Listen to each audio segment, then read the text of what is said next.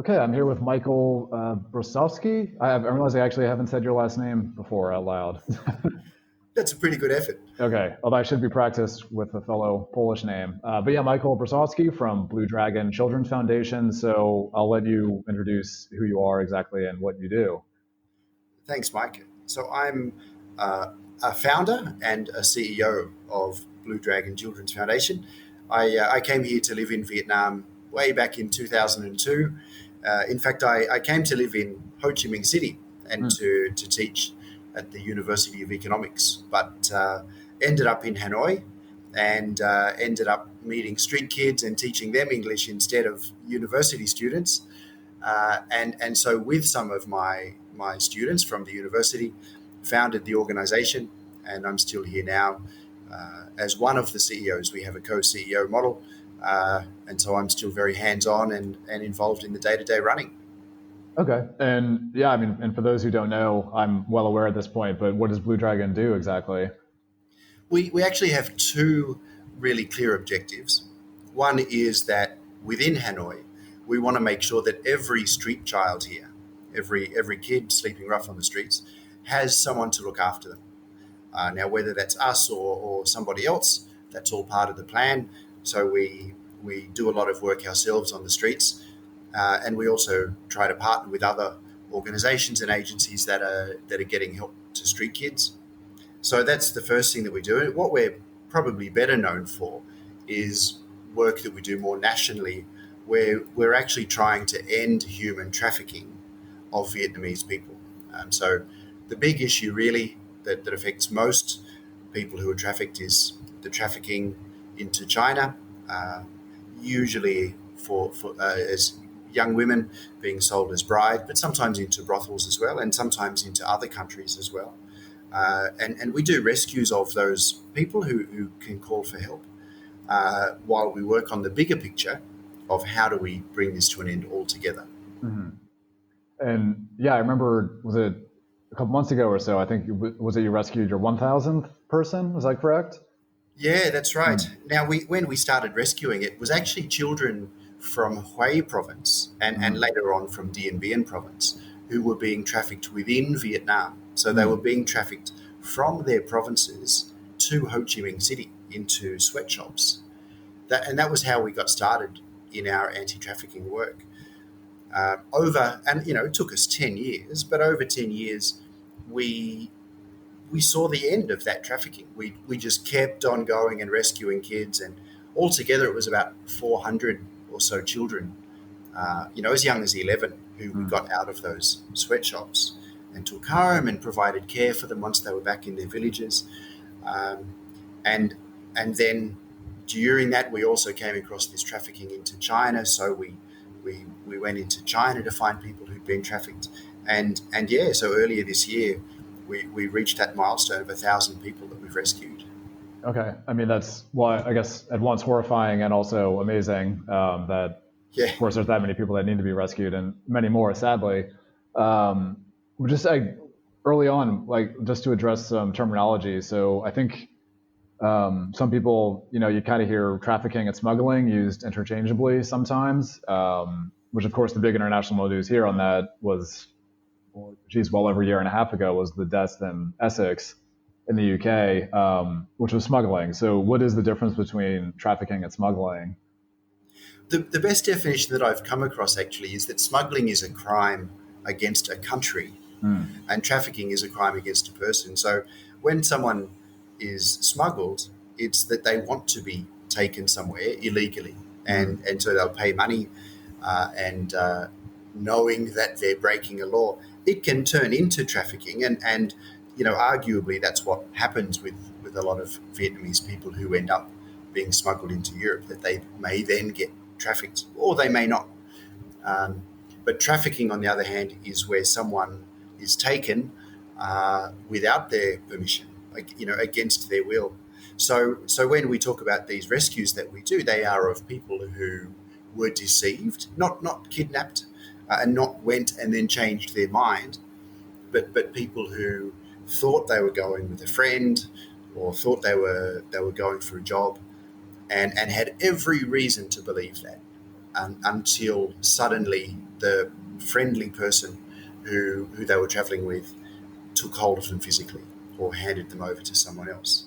So it is interesting how those two definitions get kind of blurred and blended together when in fact they are really different Hmm. experiences. Sure. Yeah. Okay. Yeah. Thanks for that. That's helpful. And then, so you mentioned kind of China being the big issue when it comes to trafficking. So what are what are the kind of the dynamics behind that? What's like the pull into China and the push out of Vietnam? What's driving that? Well, into China, the main driver of it all is the shortage of women Hmm. brought on by the one-child policy. And following the news that a couple of years ago that was relaxed to a two-child policy, and it's now three-child Hmm. policy. But it's not looking good Hmm. for any short-term or medium-term change, and so we do fear that that will always be there. We started out this work when we were called the very first time to help a girl who had been trafficked into a brothel. And we found that was a huge problem where there was this demand in China for girls and women in sex work, and there weren't enough women in China to meet that demand. So they were bringing in women from other countries against their will. Hmm. Um, and the Chinese police are actually quite strict with brothels. And so that became very difficult for the traffickers. So they really focus a lot now on taking women to be sold as brides.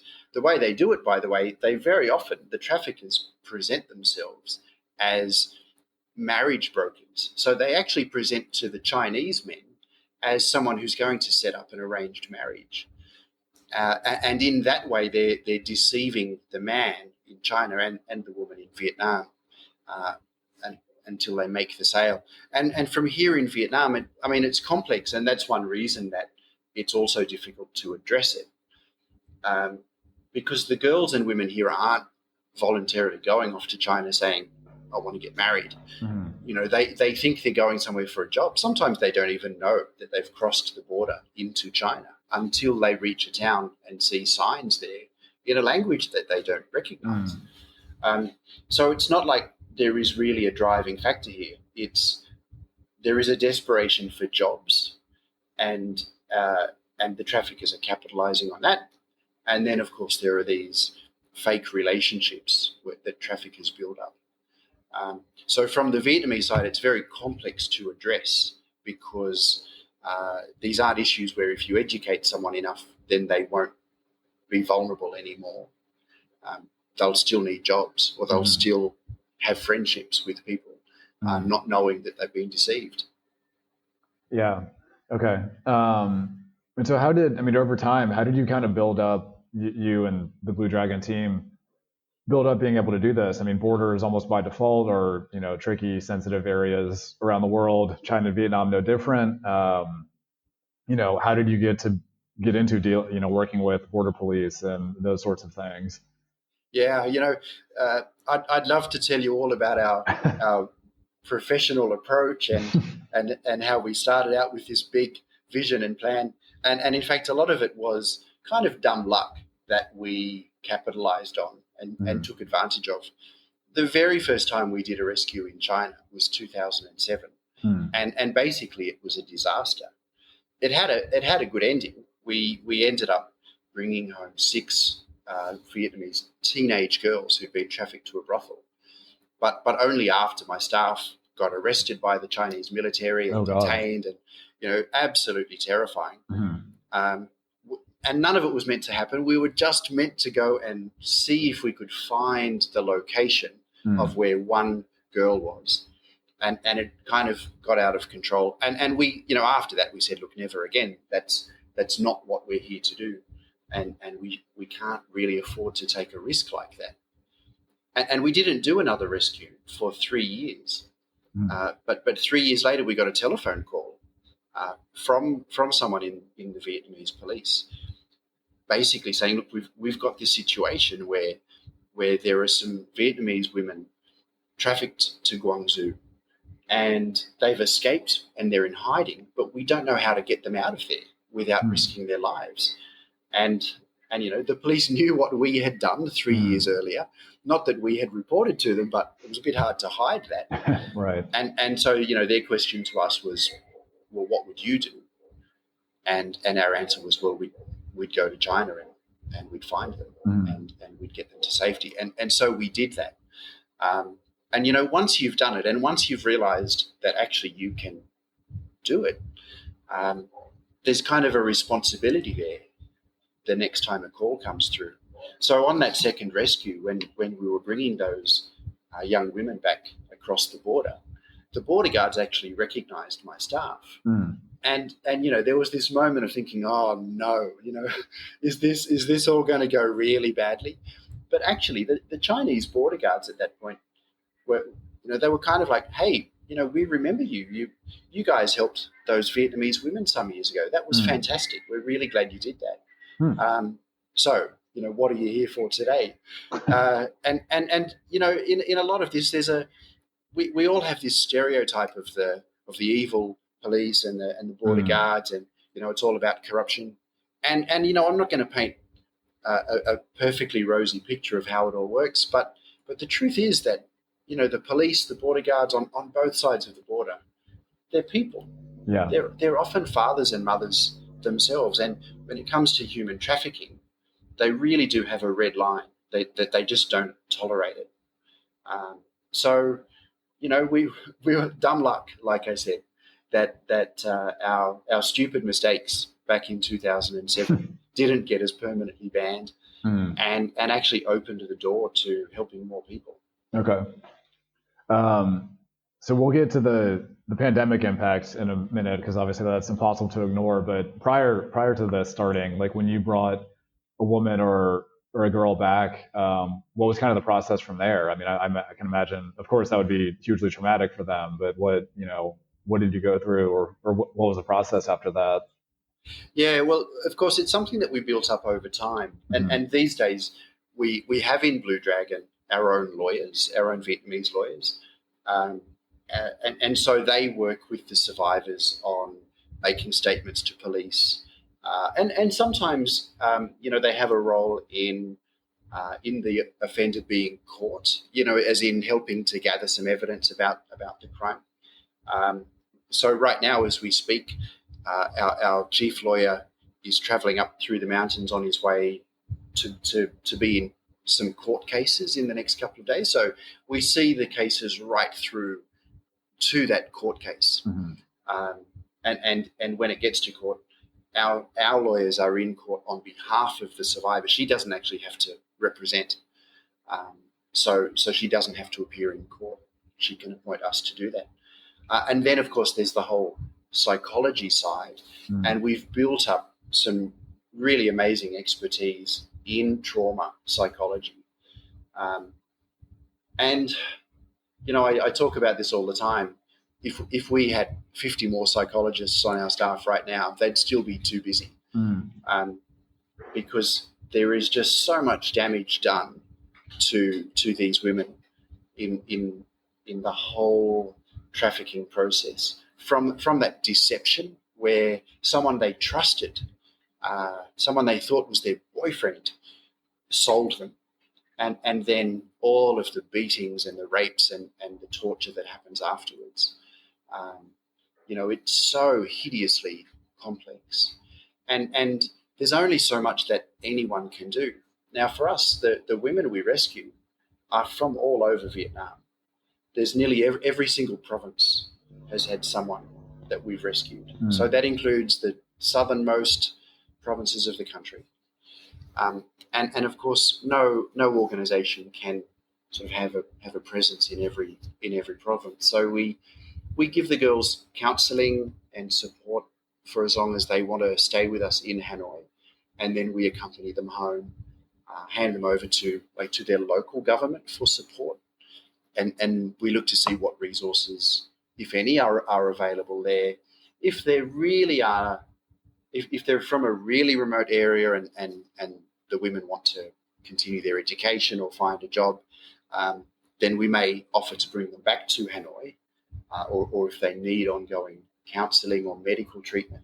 And we have homes here where they can live, or help them to become semi-independent out in the community. So you see, it's a very case-by-case approach. There's not just a standard response of one thing that we do. Depends on what they want and what they need. Some, by the way, some women come back from China and don't want our support at all. Thank you very much for rescuing me. I just want to go home. And if that's what they want, absolutely. Sure. Yeah. Okay, gotcha. Yeah, I mean, I can imagine that would be expertise built up over time and experience. So yeah, I guess we can move into sort of the last year and a half. I mean, we know that Vietnam basically, or not basically, but shut its borders in March. I mean, of course, the border is long and mountainous and not exactly the easiest to, patrol or anything. So of course, there's still stuff happening across the border. But what are some of the major trends you've seen over the last? I mean, I guess it's almost 18 months now. Yeah, I think it'll be easiest to answer this question in another year. Looking Sure. back on this period, I find that especially in the last 18 months, things have developed so quickly that it's actually sometimes a trend has already emerged before you even realize it. But basically, everything I've described to you so far is a picture of a kind of a chaotic environment. People calling for help. They could be anywhere in China. They could be from anywhere in Vietnam. And then working out how to find them when they don't know where they are, get them out of there, get them across a border. And then, on top of that, now we've got a global pandemic and closed borders. So it has thrown all of our understood patterns just completely out of the window. Obviously, trafficking to China has reduced, but it hasn't stopped. We're still rescuing people now who were trafficked within the last 18 months. What traffickers have done, though, is they have turned to some other routes that they can traffic people. So we've been dealing with quite a bit of trafficking within Vietnam. And the main trend that has developed has been teenage girls, say from about the age of 13 up, and very often from provinces like Nghệ An in those north central provinces, but from a few of the north and north central provinces, being trafficked and mostly to Bắc Giang, into brothels, which are fronts as which appear to be karaoke bars. And these are girls who, because of COVID, no one in their family has a job. They're not in school anymore, and so they say, well, I'll head out and find a job to support my family.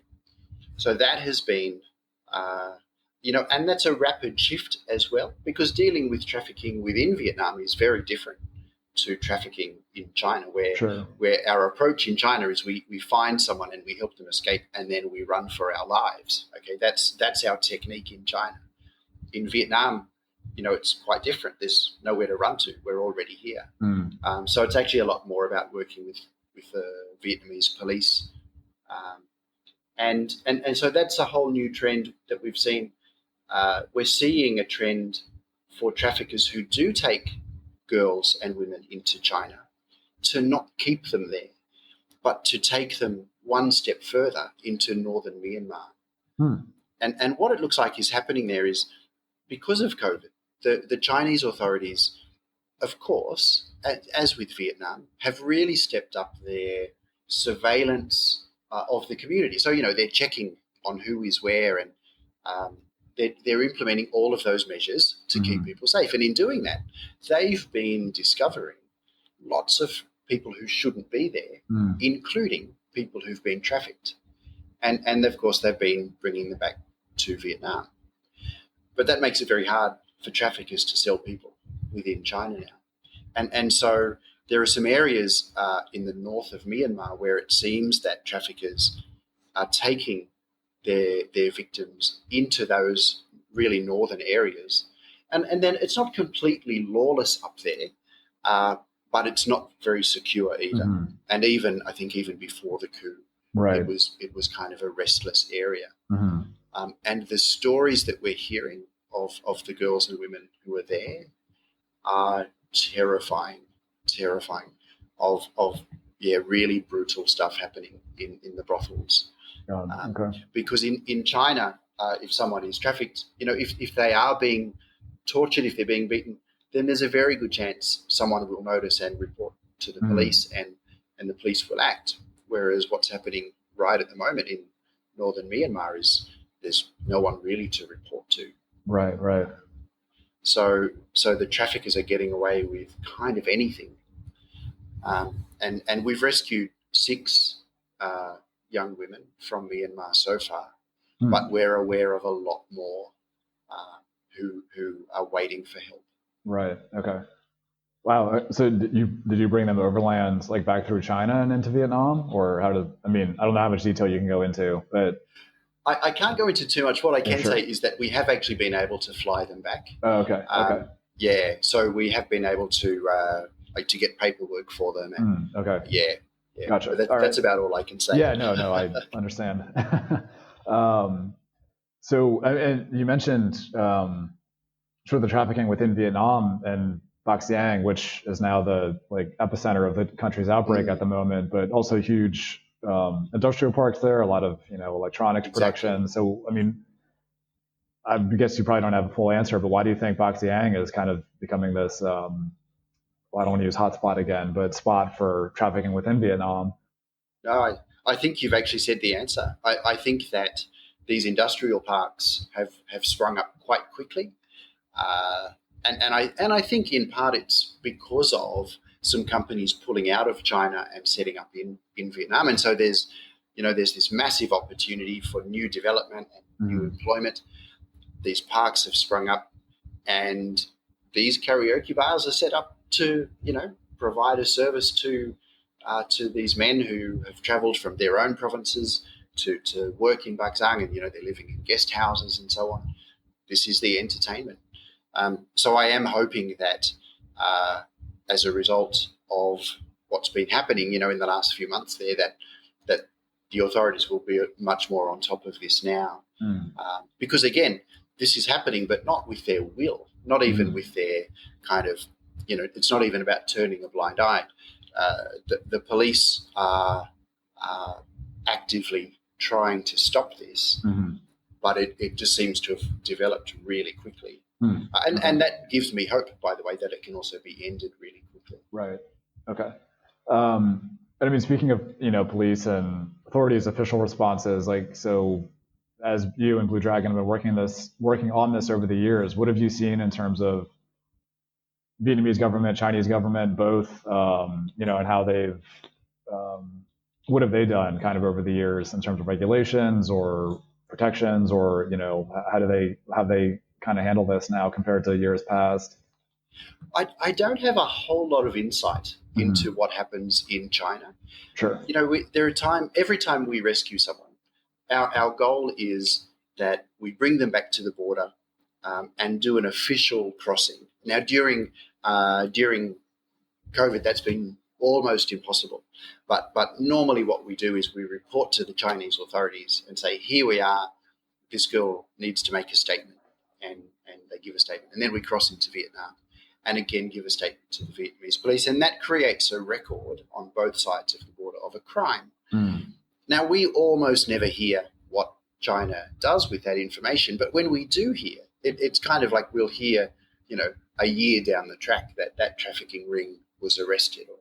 So we hear bits and pieces, and we have certainly been seeing a huge swell in recent months of trafficked Vietnamese women being rescued by Chinese police and returned to Vietnam. So it's kind of a positive impression, but I don't know what's happening behind the scenes, and I don't know legally what their structures are. Here in Vietnam, when we did our first rescue back in 2007, we were too afraid to even go and tell the police what we'd done. We thought we'd get in endless trouble for it. And a lot of the work that we did, including with getting kids out of factories, we started out doing totally on our own, without police involvement at all. And, it was it was a process over time of realizing, actually, if we want to end this, we need to be working with the government. And so we then set out on kind of went on a mission of finding, well, who in the government is interested? Who should we be talking to? Mm. And, a real turning point for us one day, we were with a guy in authority who was kind of berating us, saying, you're saying that these kids are trafficked, and like, I don't think that's even right. They're going, these are kids from really poor families, and they're just going to work, and you're saying it's trafficking. And we said, okay, look, come with us. We'll pay for your ticket. We'll pay for your accommodation. Come to Ho Chi Minh City and have a look. And he did. And when he saw the kids who were from his province in these factories, sitting on the floor, sitting on a concrete floor, shirtless, working 12, 18 hours a day sometimes in the more extreme situations, well, that was a turning point. Mm. And we could see we really need to be working with the government on this, not on our own. And really, it's the police in Vietnam who have the most power over this crime. Of course, trafficking is a crime, so you need to be working with the police. And then Molisa has that power and authority to be providing services for care. So we're working as much as we can with both of them. One of the really, really positive signs is in a current law reform that's taking place. Blue Dragon's been involved over the years in a few different law reforms, and this one is a whole revision of the entire law on human trafficking. And the government's invited us in to be part of it. And we're seeing all of these really progressive ideas being discussed on how can the law be better. And it really inspires hope that, trafficking is such a terrible story, and I could talk for hours about all the terrible things that we see. Mm-hmm. But there are people who want to change it. There are people in power who want to see the end of this. Yeah. And so for me, no matter how terrible things can get, there's always that hope that things will also get better. Mm. Okay. Yeah. Well, that would be a good place to stop, but I have one or two more questions. I don't want to take up too much of your time, but I know we've also talked as the pandemic has progressed, and you mentioned, I think people, if I'm remembering correctly, coming in from Laos and Cambodia. Could you maybe talk about that a little bit? Oh, well, look, one of the things that we are seeing here is people from Cambodia being trafficked through Vietnam on their way to China. And until the COVID period, we dealt with a couple of cases here and there. But in the last year or so, it's kind of, again, it's spiked. And I mean, it's hard to know. So in the last calendar year in 2020, we assisted, we didn't rescue them. That's what the Vietnamese police have done that, where they've identified these people are being trafficked. Mm-hmm. But last year, we gave practical assistance to 19 Cambodian women. And the year before that, it was 7. So far this year, it's been 9. So, there's clearly something going on there. And we don't even really understand what or why this is happening. But, Vietnam's borders, as you say, are very long. I'm from Australia, where we're an island. Yeah. It's really hard to get there. For Vietnam, it's a massive challenge to maintain that. Sure. Yeah. Okay. Well, then I guess maybe last thing. I mean, what's Blue Dragon going to be focusing on, through the rest of this year? What do you kind of expect to see in the next 6 months or so? Yeah. Well, we consider ourselves a quite agile organization, and that agility is really being put to the test this year. Where I think, if anything, over time, we become more and more focused. So I said right at the start of our discussion that we have these 2 organization-wide objectives. So with street children, we're also seeing a lot more street kids in Yeah, I meant to Hanoi. ask about that. I mean, because the economic impact surely must be huge. Exactly. And some of the kids are children who've come in from the countryside. So Mm-hmm. that's actually one big difference between Hanoi and Ho Chi Minh City. In Ho Chi Minh City, you meet a lot of street kids who are actually from the city. Mm. Maybe they have family there or a home there. In Hanoi, nearly every single child we meet is not from Hanoi. Very Mm. rarely from Hanoi. Okay. And they can. We've had kids here from Phu Quoc. Oh, We've just been helping one young guy right at the moment who was actually from Ho Chi Minh City. right. Okay. And so sometimes they're coming because school is out and they're at home all the time, and maybe they're really bored.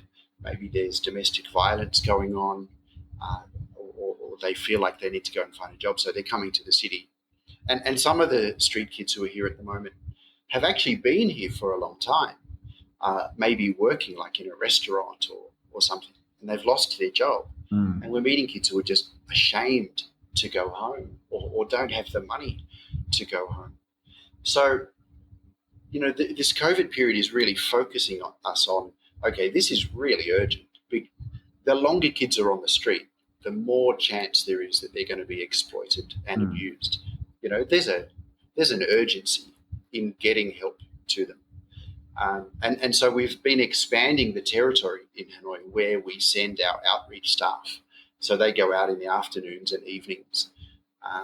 And we can see some new areas of the city where there's a lot more street kids, where there weren't any previously. So there's an evolution taking place there. And with human trafficking, we can see that Myanmar is going to be quite a big challenge for us for the rest of this year, Mm. in how to help girls and women who are there Mm. to get to safety. And can we learn some more about how this is even happening in the first place? We can't start to stop it until we actually understand what's happening. Right. And we're almost in the dark at the moment. Mm. It's so recent that this has started to happen that like we don't have information to inform us. Mm. So yeah, we're operating a little bit in the dark. And we're used to that. In a lot of this work, that's how it starts. At the beginning, you don't know anything. Sure. And you find it out by getting in there and talking to people, helping them out. But we're not there yet. So for this year, I think that will be a big focus. Okay. Yeah. I mean, that's terrible, fascinating, but yeah, I wonder what's going on there. So I get in closing, actually, if anyone, I know you guys have done a couple sort of call for fundraising over the last year. So if somebody wants to help out somehow, either in Vietnam or abroad, what could they do? Thanks for asking. We actually have our annual rescue appeal on right at the moment. So Mm. what that's about is we're sort of looking at the next 12-month period and seeing how many rescues we're going to have to do, and for us the rescue is not just that one-time event, it's also that follow-up care and support, getting people home to their family. And so the rescue appeal is kind of the major time of year that we do ask if you can make a donation, please do. And so that's all on our website, bluedragon.org. And some people also like to do fundraising activities. We've got a marathon walk coming up in September, and we're getting information about that up onto our site as well. That's a really great event where wherever you are in the world, you sign up to walk a full marathon or a half marathon. You get your friends or your enemies, whoever, to sponsor you, and then on the day, on September 19, you take part in this challenge, and it's always a good day. I did it last year on a treadmill, Right. partly because of the weather and partly because of COVID, Mm. and I had a great day. Did a full marathon on a treadmill, watching movies while I walked. Wow, impressive. Okay, that's good to know. I'll have to keep an eye out for that as well. And well, yeah, so Michael, I mean, I know it's a disturbing, dark topic often, but I'm always interested to hear more about this. And obviously, Blue Dragon does incredible work. So thank you for sharing. Thanks very much, Mike, and yeah, happy to share anytime.